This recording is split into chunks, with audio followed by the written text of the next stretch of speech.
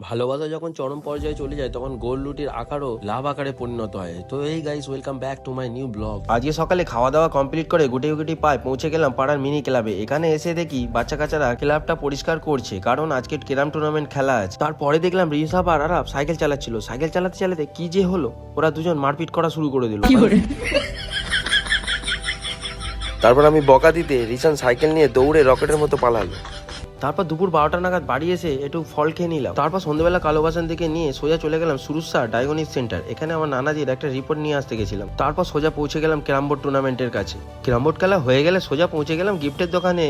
তারপর এখানে এসে ইমরান ভাইয়ের একটা গিটার পছন্দ হয়ে গেল তার মেয়ের জন্য। এটা নিয়ে আমরা একটু ইয়ার্কি ঠাট্টা করতে লাগলাম দোকানে। আর সব থেকে মজার ব্যাপার হলো যে এই গিটারের সাথে ছিল একটা মাইক, আর আমি সভাপতিকে বললাম মাইকে কিছু বললো। সভাপতি লজ্জায় বললো হ্যালো হ্যালো, এই ছাড়া আর কিছু বলতে পারলো না। তারপর ফাইনালি আমাদের গিফটটা কেনা কমপ্লিট হয়ে গেল। তারপর মিনি ক্লাবে এসে যারা যারা রানার্স উইনার্স হয়েছিল তাদেরকে গিফট দেওয়া শুরু হলো। সব থেকে মজার ব্যাপার হলো সিঙ্গেল হ্যান্ড ক্যারাম প্রতিযোগিতায় আমি এখানে রানার্স হয়েছিলাম, তাই আমাকেও গিফট দেওয়া হলো। আর এই গিফটটা দেখে আমার ওয়াইফ তো খুব খুশি হয়েছিল, আরে ওকেই খুলতে দিলাম গিফটটা। তারপর খুলে দেখার পর এটা ছিল একটা জুসারটা দেখে তো খুব খুশি হয়েছিল, তাই আমাকে গোল আকার রুটির জায়গায় লাভ আকার রুটি বানিয়ে দিয়েছিল। তো এই ছিল আজকের মিনি ব্লগ। ভিডিওটা যদি ভালো লাগে লাইক কমেন্ট শেয়ার করে দিও, চ্যানেলে নতুন হলে সাবস্ক্রাইব করে দিও। আবার দেখা যাচ্ছে নতুন ভিডিওতে, বাই।